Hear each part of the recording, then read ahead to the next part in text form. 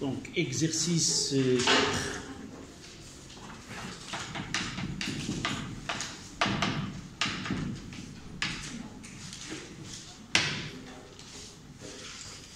Donc, nous avons traité la question A. La question 2. Je rappelle que dans cet exercice, on nous a donné l'enregistrement de mouvement d'un point M. La figure était à une échelle de 1 sur 4. C'était le mouvement de centre du mobile dans notre porteur. Taux, c'était 80 millisecondes. La première question, que peut-on dire du mouvement considéré et pourquoi? Nous avons dit oui. De point 0 jusqu'à le point 10, le mouvement, ces points appartiennent à un cercle. Oui. Et la vitesse angulaire dans taux égal à 80 millisecondes est la même pour tous les points. Donc c'est un mouvement circulaire. J'ai fait la remarque que donner la nature du mouvement, il peut se faire de plusieurs manières. Celle la plus acceptable est celle qui est dégagée à partir d'un document donné. On peut dire que le mouvement, si la vitesse de rotation est constante, c'est ainsi de suite. Ça dépend. Parfois, avant de demander la nature du mouvement, on vous demande de faire des petits calculs. Calculer la vitesse oméga au point M1, M3 et M5, ou calculer l'angle de rotation, et ainsi de suite. Et à partir de là, ils nous disent en déduire. En déduire, c'est-à-dire c'est se baser sur des questions antécédentes qui permet de donner. Mais dans ce cas-là, la première question, c'est la nature du mouvement. Donc, nous avons analysé cette figure et nous avons vu que il y a un angle de rotation de 20 degrés entre deux points consécutifs. Ils nous ont donné taux. Donc, c'est plus simple et plus facile de dire que un mouvement est un mouvement circulaire uniforme si l'angle de rotation est le même pour la même durée.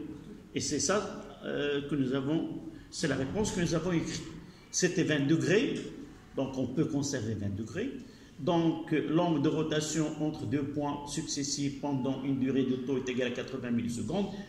Et le même, c'est 20. Donc, la vitesse, elle est constante. Et par la suite, on ajoutera que les points constituent un cercle.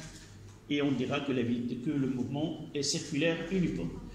Deuxième question, calculer la vitesse linéaire V3 à l'instant T3 au point M3. Donc, parfois, on doit écrire, j'ai dit dans la réponse hier, nous avons dit que la vitesse oméga elle est constante et par la suite la vitesse linéaire elle est constante. Parfois, il vaut mieux de répondre à la question d'une façon directe. V3, je dois donner l'expression de V3 et la calculer avec la façon adéquate. D'accord? Qu'est-ce que nous avons répondu? Quelle est la méthode que nous avons fait pour V3? Puisque le mouvement est circulaire uniforme, la vitesse angulaire et la vitesse linéaire est constante, quel que soit l'instant et le point. Donc, V égale à R fois oméga. D'accord. Et nous avons calculé R et autres. D'accord. Je préfère, dans certains cas, s'il me donne V3, je dois écrire l'expression de V3. Là, c'est une façon qui est acceptable. Mais il y en a ceux qui disent non, on a demandé V3, il faut donner l'expression de V3 et remplacer les grandeurs dans cette expression par une lecture directe sur le schéma. D'accord? Donc, je reprends cette question, c'est V3 qui est égal à quoi? Égal à R fois oméga. Non, la définition directe. Le rayon, c'est parce que R fois delta θ sur delta t. Voilà. Donc, j'ai raison de soulever cette question-là de... Delta S sur delta t. C'est la méthode d'encadrement. C'est avant 3C 2, M4 T2 sur T4 moins T2. D'accord? Et je dois passer à la courbe. Vous devez tracer un cercle. Est-ce que vous avez tracé ce cercle? Au moins un d'entre vous. Non, sur le schéma. Il ne l'a pas tracé. Essayez de le faire, s'il vous plaît. Un compas.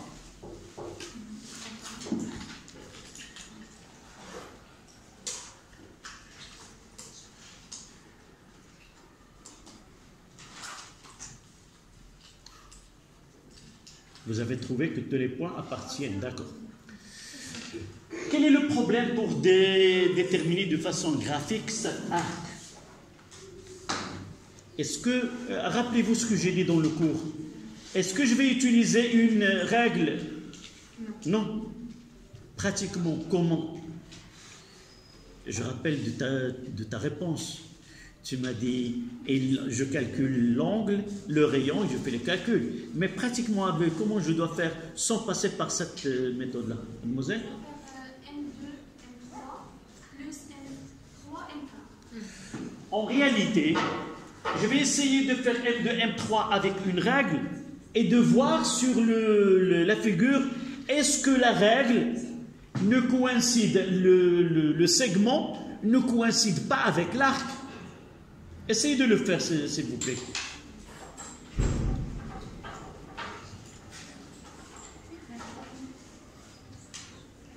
La règle.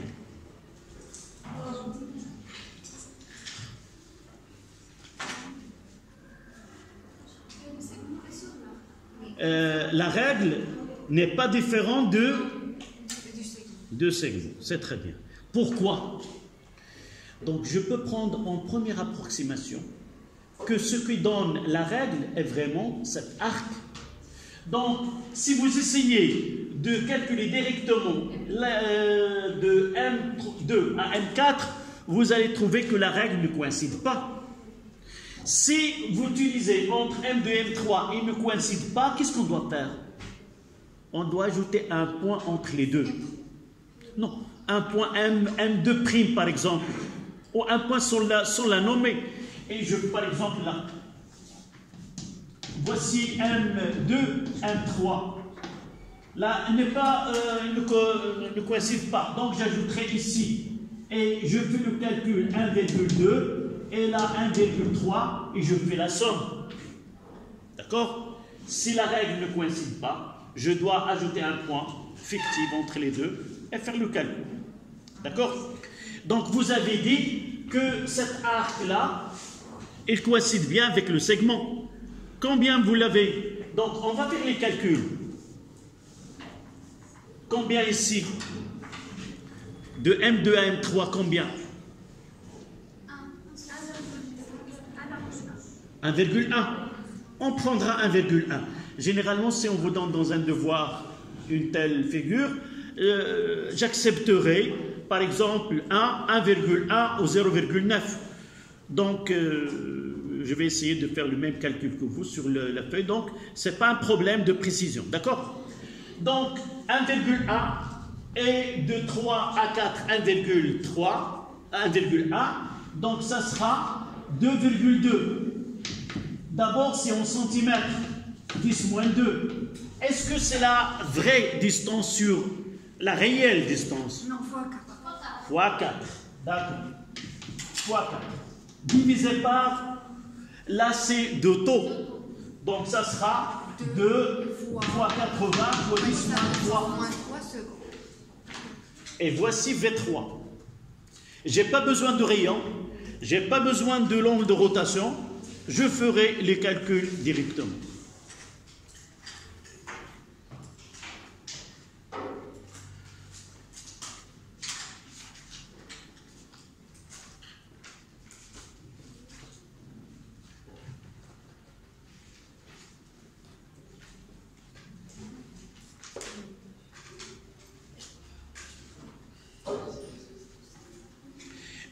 Une petite remarque, s'il vous plaît.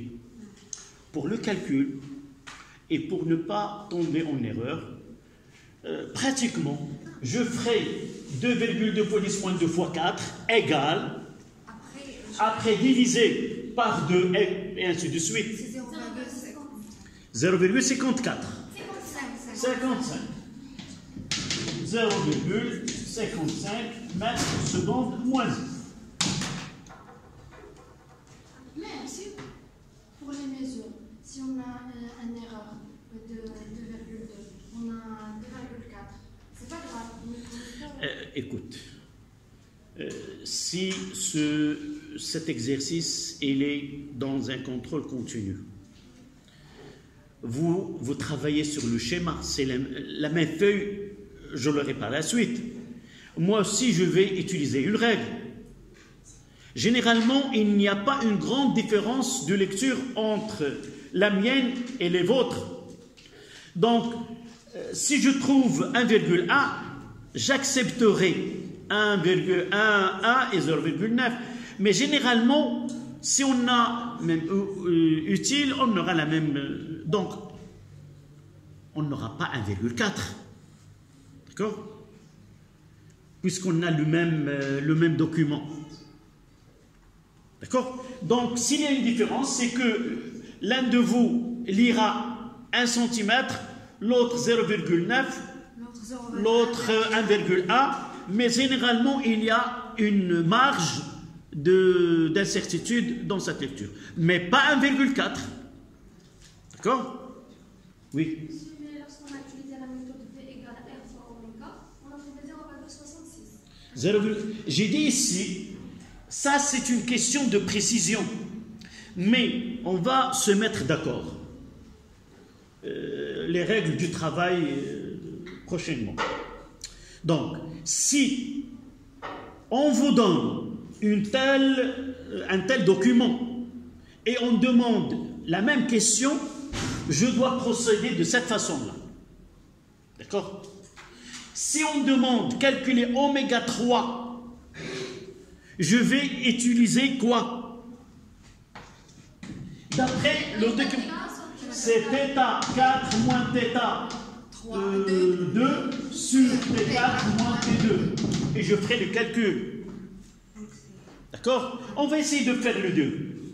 Calculer, c'est oméga 3.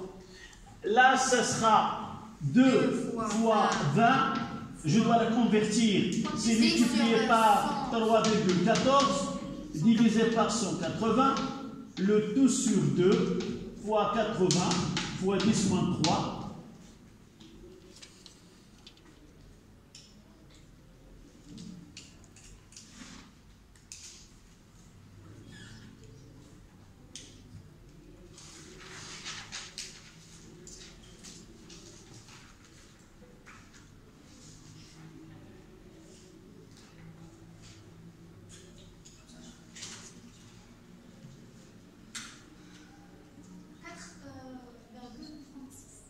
Combien? 4,36. 4,36 radians seconde moins. Essayons de lire le rayon. C'est 3,4 fois 4. C'est 15. Donc, R est égal à M3 est égal combien? La lecture fois l'échelle. OM3, c'est combien? Nous l'avons déjà lu et essayez de le relire une deuxième fois. Combien? 3,8 sur le papier. Fois 4. Donc 3,8 fois 4. 15,2. 15,2. C'est combien? 15,2. 15,2. Voilà. 15,2 cm. Fois 10 à puissance moins 2, c'est... Oui, je peux l'écrire, mais lorsque je vais utiliser. Maintenant, est-ce que vraiment je multiplierai oméga 3 fois R3, est-ce que ça donne V3? D'accord? Si les calculs sont justes et si les lectures de mesure sont correctes, Donc, oméga 3 fois OM 3 est égal à 4,36 fois 15,2 fois 10 moins 2. C'est 0,66. 0,66 mètres secondes moins 1. Donc, dans ce cas-là, ce 0,55, il y a une différence. C'est que la lecture dans M2, M4, elle n'est pas précise. Pourquoi? Dans les données ici, on a 20 degrés, c'est mentionné. Nous n'avons pas fait la lecture. Et même aussi, nous avons, si nous commettons une erreur de lecture, la deuxième méthode, on fera uniquement sur quoi? Sur R. Mais là, on fera sur de M1 à M2, de M2 à M3, de M3 à M4. On peut faire l'erreur, l'incertitude sera très grande. Mais généralement, on devrait avoir les mêmes calculs, sauf la justification qu'on peut avoir, c'est que il y a une incertitude de parallaxe sur la règle, sur le schéma et ainsi de suite. D'accord? Mais généralement, dans un devoir, on devrait avoir les mêmes valeurs ou des valeurs approchées. D'accord? Petite remarque pour cette étude-là. Lorsque j'ai remplacé θ ici, je n'ai pas utilisé l'échelle. À votre avis, pourquoi? Pourquoi, lorsque nous lisons des angles de rotation dans un document à l'échelle, nous n'utilisons pas l'échelle dans les... C'est la même pour tous les points. Bon.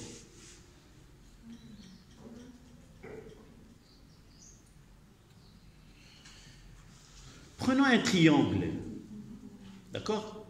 S'il vous plaît. Prenons un triangle où il y a un angle. Là, c'est θ. Donc, vous voyez que si je double celle-là et je double celle-là, j'aurai toujours le même angle. Donc, pour les angles, dans des schémas où il y a une échelle, ce n'est pas la peine de prendre en considération l'angle. Parce que l'échelle, si je prends le sinus, l'échelle se fera sur le côté opposé et se fera sur le côté adjacent. Et par la suite, il y a une simplification. Le côté opposé, je dois le multiplier par 4 et l'hypoténuse par 4. Ce 4, il se simplifie. Donc, qu'il soit d'une échelle plus grande et plus petit, c'est le même angle. Donc, lorsque je lis des angles dans un document mis à l'échelle, ce n'est pas la peine de prendre en considération. Par contre, les distances, soit sur une courbe, soit sur une droite, doit être affectée par cette échelle. Donc, c'était la question. Donc, en résumé, et une petite rectification sur la question que nous avons traitée. Dans un concours, je peux répondre avec la méthode la plus simple et la plus... dans un concours. Mais dans une classe, dans un devoir, toute question, il y a derrière elle un objectif. Si on demande V3, celui qui a demandé V3 veut savoir est-ce que l'élève est capable de dire que V3, je vais utiliser la méthode d'encadrement et prendre l'arc sur delta de θ. D'accord? Si on demande oméga, c'est delta de θ, θi plus 1 moins θi, et ainsi de suite. D'accord? S'il y a des questions, et par la suite il demande en déduire, vous êtes obligé d'utiliser les données que vous avez répondues dans les questions précédentes pour répondre à la question que vous avez devant vous. D'accord? Voilà la précision. C'est exprès, je suis revenu à cette question pour éclaircir les choses. Donc, on s'est arrêté à la question 7, que nous ne l'avons pas fait. Donner l'équation horaire de l'abscisse angulaire du point M. Oui. On n'a pas terminé. Question 5, 6 et 7. Oui, 5. On reprendra à partir de 4. 4, 5, 6, 7. D'accord. La première, donc on parlera de la deuxième. Calculer la vitesse angulaire oméga 1 du mobile. La voici, oméga 1, ça sera-t-elle de la même manière? La question 4. Représenter le vecteur vitesse du mobile aux instants T3 et T6 en utilisant l'échelle convenable.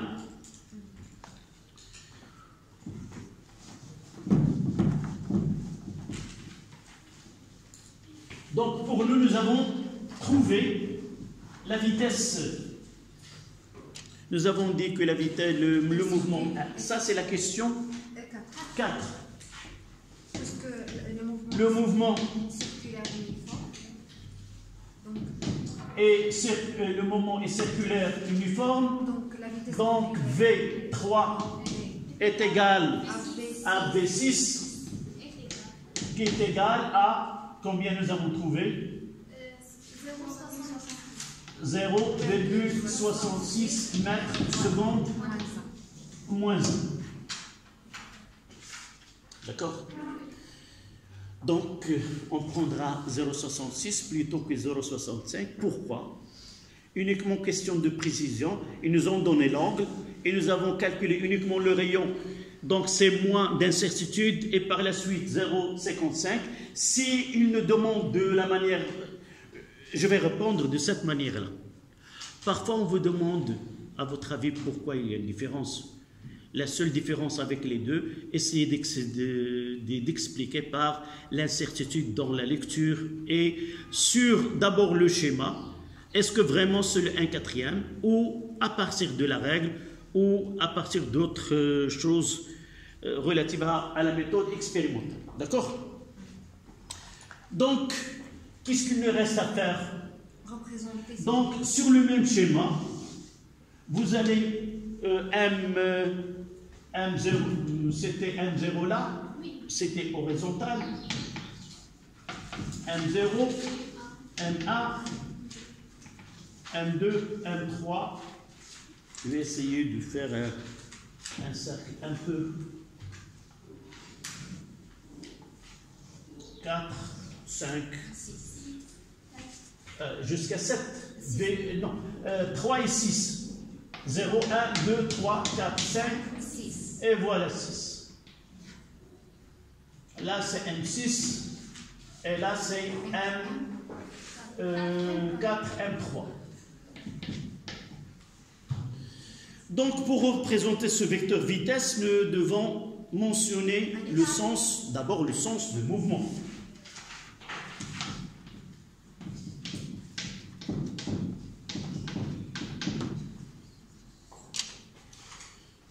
Là, c'est un cas qui est facile. Nous avons la même vitesse dans les deux points. Qu'est-ce que nous savons à propos de vecteur vitesse? La question, c'était le vecteur vitesse, c'est-à-dire direction, sens et norme et point d'application, l'origine. Pour L3, ça sera l'origine L3. Je dois choisir une échelle. Là, je peux prendre 1 cm ou 2 cm. 2 cm, c'est 0,66 mètres seconde moins 1. Donc, je tracerai la tangente en point M3. Là, c'est la tangente. Et aussi la tangente en point M6. Je la nommerai T3 et je nommerai T6, la tangente. Et avec une règle, 2 cm. Voilà V3. Et voilà V6. Évidemment, vous avez une règle. Vous pouvez s'assurer qu'il s'agit bien de 2 cm. Comme je peux choisir 1 cm. Comme, d'accord? Voilà cette question-là.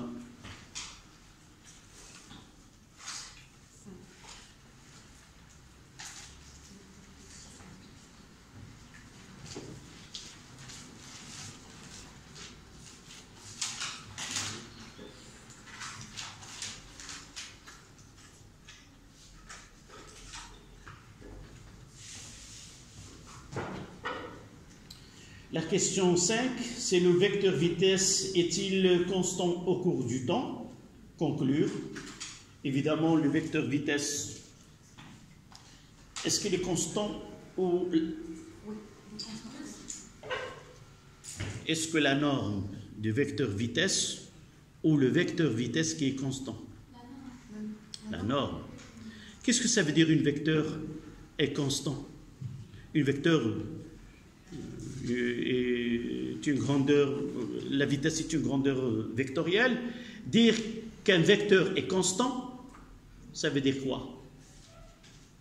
Que pour tous les points, on représente cette vitesse par le même. Non, on parlera des mathématiques. Un vecteur est constant, ça veut dire quoi? Elle garde la même direction, la même norme, on parle le même sens. Il ne parlera pas de point d'application parce qu'en mathématiques, on peut faire une translation. Donc la translation des vecteurs n'affecte en rien le vecteur lui-même. Est-ce que le vecteur vitesse, là, est constant? Remarquez V3 et V6. Il change de sens et de direction. Donc ce n'est pas un vecteur constant. Par contre, la norme, oui. D'accord? Donc vous faites attention. La norme constante, ça ne veut pas dire que le vecteur correspondant est constant. Donc vous mettez. Le mouvement est circulaire. Le mouvement est circulaire uniforme.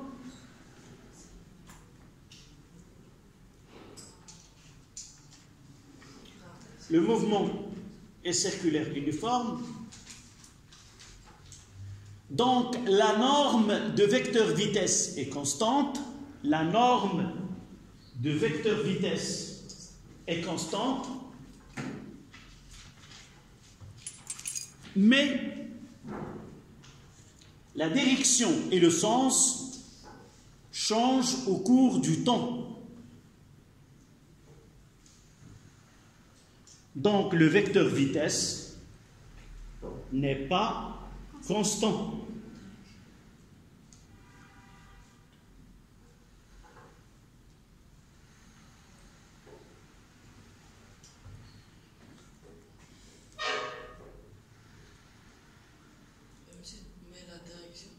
Mais la direction et le sens ne sont pas constants. Une petite ambiguïté. زول واحد اللبس. الاتجاه والمنحى ماشي غير ثابتين لا يعني أن الحركة غير منتظمة. يكفي أن يكون المنظم ديال السرعة ثابت لكي نقول أن الحركة منتظمة. D'accord? Donc, si la norme de vecteur vitesse est constante au cours du temps, nous pouvons admettre que le mouvement est circulaire uniforme. D'accord? Voilà, on passe à la question 6. Calculer la vitesse angulaire en tours par minute, en déduire la période et la fréquence de ce mouvement.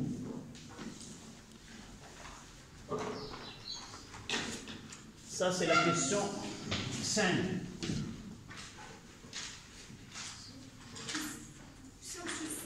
6 et 5, c'était le vecteur oui. Je ne l'ai pas mentionné sur le tableau. Pour moi, pour cette question, j'ai utilisé la loi 3. Une tour, c'est 2 pi, donc 25 pi combien? Après, minute par seconde, j'ai fait... Oui. À partir de première année, au tronc commun, évidemment, c'est un tronc commun. Lorsqu'on utilise un tronc commun, même au niveau du faculté, parfois on utilise un tronc commun. C'est là où on peut avoir plusieurs branches regroupées au même niveau. On essaie de travailler quelque chose de fondamental et juste après ce tronc commun, on peut aller à des spécialités différentes. Au tronc commun, nous commençons à étudier vraiment la physique et la chimie, même si les deux parties sont dans le même livre. À titre de remarque, une de vos camarades de 2e année, j'ai fait le cours des ondes mécaniques progressives. Il a écrit le cours et la séance d'après, il m'a demandé est-ce que c'est de la chimie ou de la physique? Ça veut dire que en réalité, parfois on fait une confusion entre les deux. Donc, au tronc commun, on peut laisser certaines règles que vous avez apportées avec vous à partir du collège ou de primaire. Mais une fois qu'on arrive en première année, nous avons des lois, nous avons des relations mathématiques, on doit les appliquer. Généralement, ce que nous étudions au collège et en primaire, ce sont des relations qui sont il y a une proportionnalité. Donc, si tu appliques la règle de 3, c'est toujours il donne la bonne réponse. Mais à partir de première année, non. Il y a des relations, il y a le carré, il y a la racine carrée, il y a le inversement proportionnel. Et par la suite, si nous utilisons à faire cette règle de 3, on risque de faire des erreurs. À condition, s'il n'y a pas une règle que nous avons déjà donnée, et si tu sais qu'il y a une proportionnalité, tu peux l'appliquer. Mais dans ce cas-là, convertir de tours par minute en système international ou inversement, je dois utiliser oméga est égal à 2pi fois n sur delta de θ. D'accord? Il vaut mieux, mais la méthode que tu as fait, c'est le dernier recours. Et là,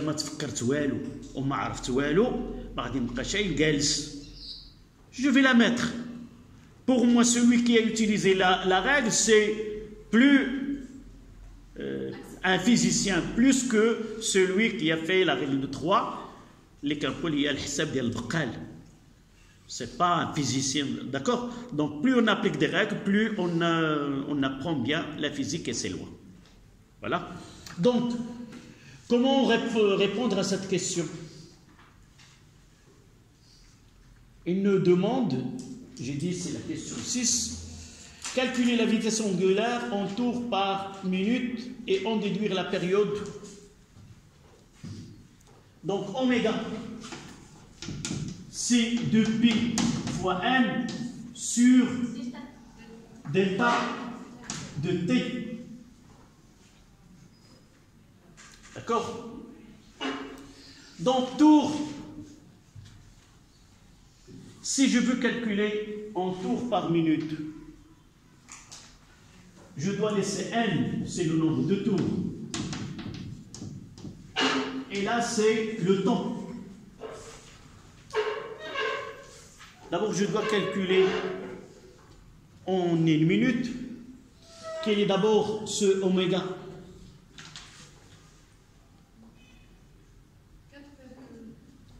Nous avons déjà calculé oméga. Oui. Oméga, c'est combien? C'était 4,36 radians par seconde. D'accord? Donc, nous voulons en tours par minute. Donc, si nous essayons de déterminer le nombre de tours, ce n, donc nous aurons n sur delta de t, qui est égal à oméga sur 2pi. D'accord? Si je remplace oméga là, ça donne 4,36 divisé par 2pi, ça donne combien?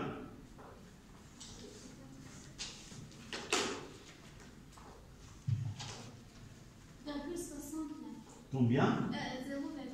Donc n est égal à 4,36 sur 2pi fois delta de t.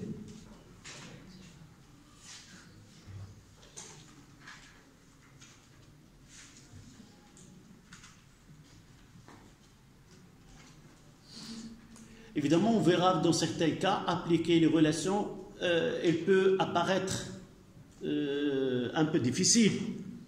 Mais on doit essayer d'appliquer les règles et par la suite on n'aura pas de problème. C'est combien? Là, le temps était combien? 60. En secondes, là. J'ai utilisé en secondes. Une seconde, je dois la convertir en minutes. C'est combien? Non, là, en secondes.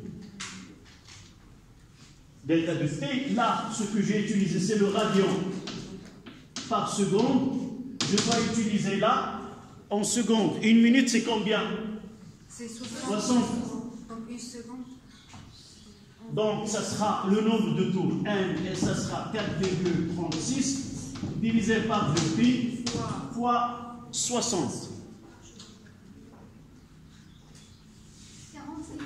Combien? 41,65.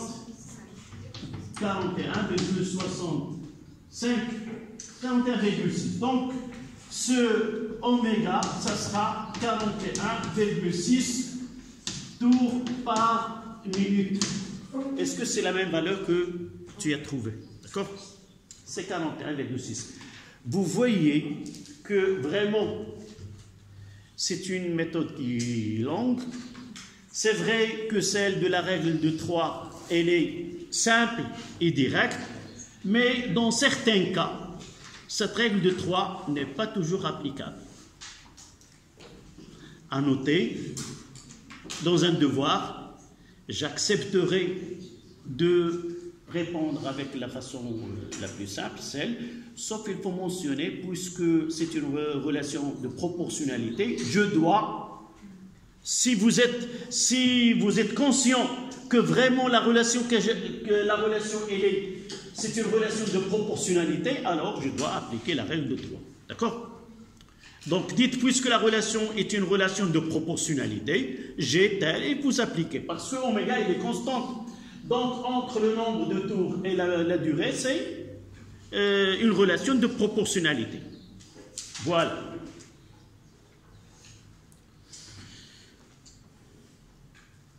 Ce qui reste, c'est simple. Oméga, c'est 2pi sur T.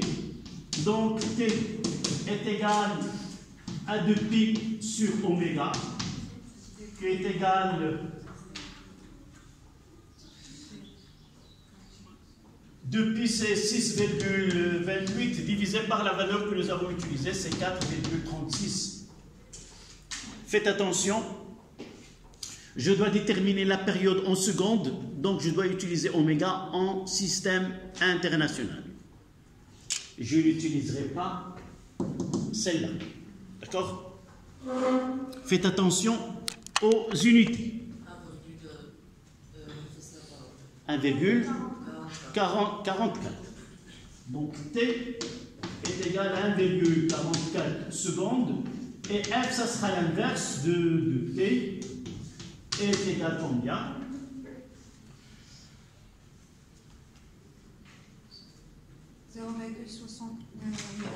0,69. 0,69, on prendra 0,7. L'unité, c'est le Hertz.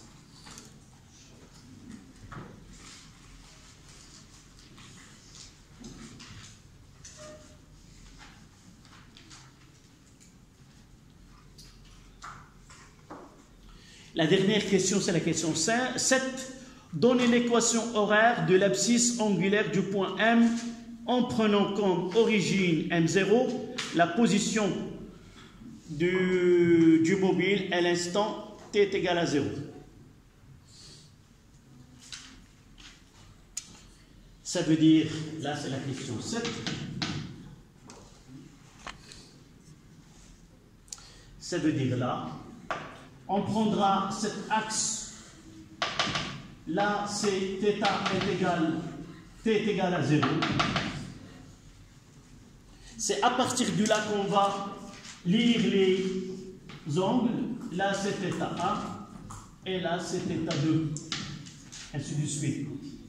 L'origine des temps coïncide à l'instant où le mobile occupe la position M0. Ça veut dire, c'est quoi l'angle, la définition de l'abscisse angulaire? C'est l'angle que fait le vecteur position à un point donné avec un axe arbitraire qu'on choisira comme axe de référence. Donc, nous choisirons celle-là comme origine, ça veut dire que cet axe, il est là. Donc, θ1, θ2, ainsi de suite. Donc, à l'instant t est égal à 0, θ0 est égal à 0. Parce que le vecteur position OM0 coïncide avec, au parallèle, se superpose avec l'axe de référence. Donc, à t est égal à 0. D'abord, on criera, il faut faire attention lorsqu'on demande l'équation horaire, nous aurons deux équations. Lorsqu'on demande l'équation horaire, essayez de lire de l'abscisse curviligne ou l'abscisse angulaire. Dans ce cas-là, c'est l'abscisse angulaire. Donc, j'écrirai θ. D'abord, pour écrire l'expression, je dois écrire une phrase. Puisque le mouvement est circulaire uniforme, θ de t est égal à oméga t plus θ0. S'il demande l'équation horaire aux abscisses curvilignes, j'écrirai S de t est égal à Vt plus S0. D'accord? Donc, d'après les données, θ0 est égal à 0 et oméga est égal à 4,36 radians seconde moins. Et je vais écrire l'équation.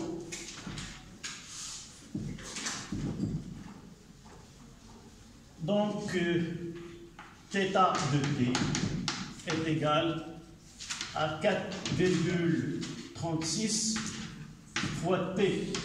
Et je mettrai un peu plus loin l'unité en radians.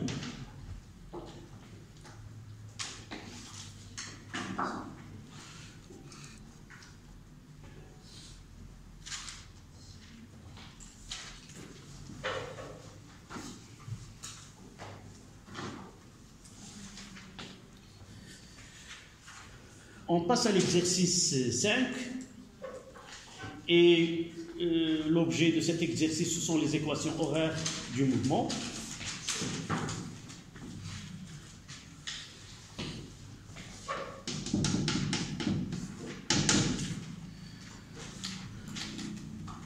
Donc, l'équation horaire du mouvement d'un point M d'un corps solide en rotation autour d'un axe fixe est S de t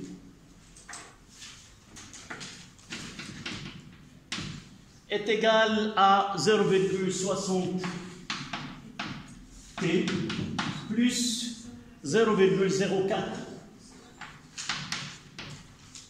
Et l'unité, c'est en mètres, évidemment. Ils ont donné t en secondes et s en mètres.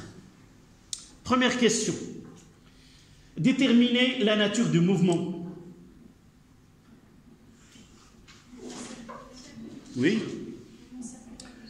Le mouvement de ce point M est un mouvement circulaire uniforme. Pourquoi? Quelle est la justification? Parce que la vitesse linéaire est constante et d'après le cours, tout mouvement circulaire uniforme, l'équation horaire de l'abscisse angulaire est une droite affine et aussi l'expression mathématique de S de t est une droite. Et par la suite, le coefficient directeur de R, c'est la vitesse linéaire dans ce cas-là. Donc, nous disons que le mouvement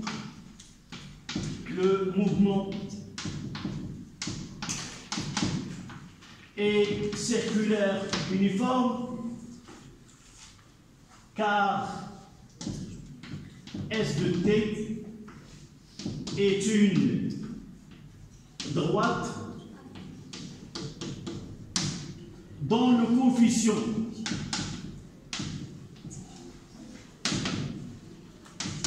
directeur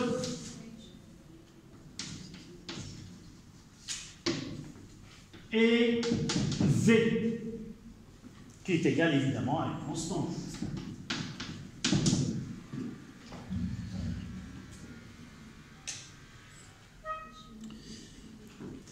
La deuxième question, on est presque, il nous reste quelques minutes, c'est le temps pour compléter ces deux questions. Déterminer les valeurs de l'abscisse curviligne au point M à l'instant t est égal à 0 et sa vitesse linéaire.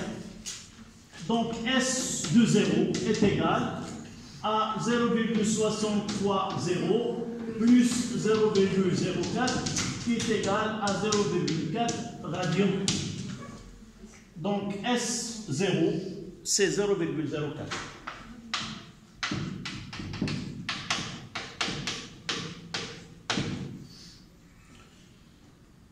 La vitesse linéaire, c'est le coefficient, nous l'avons déjà mentionné, et V est égal à 0,60 mètres seconde moins 1.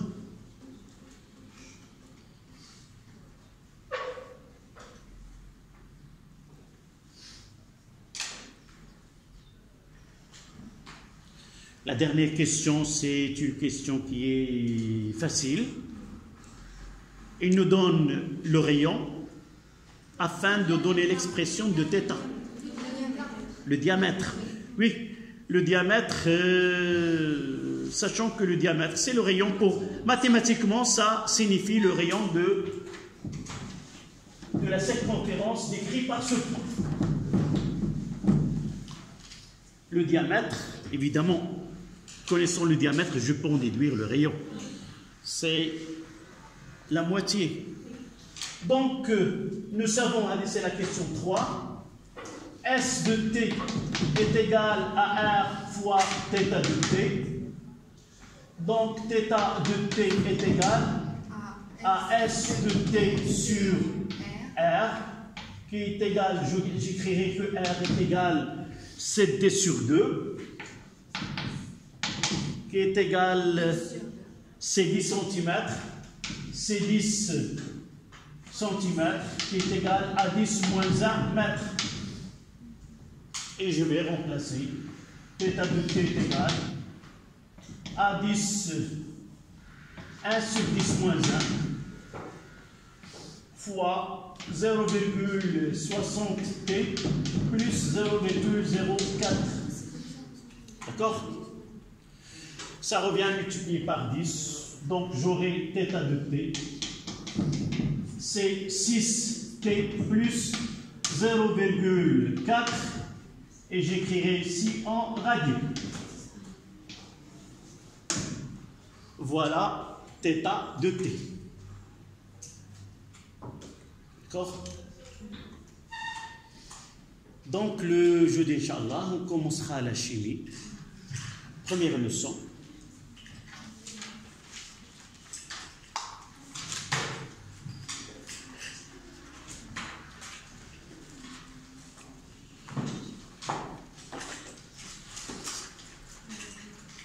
Là, on est le mercredi 21/09/2022. C'était la date d'aujourd'hui. D'accord?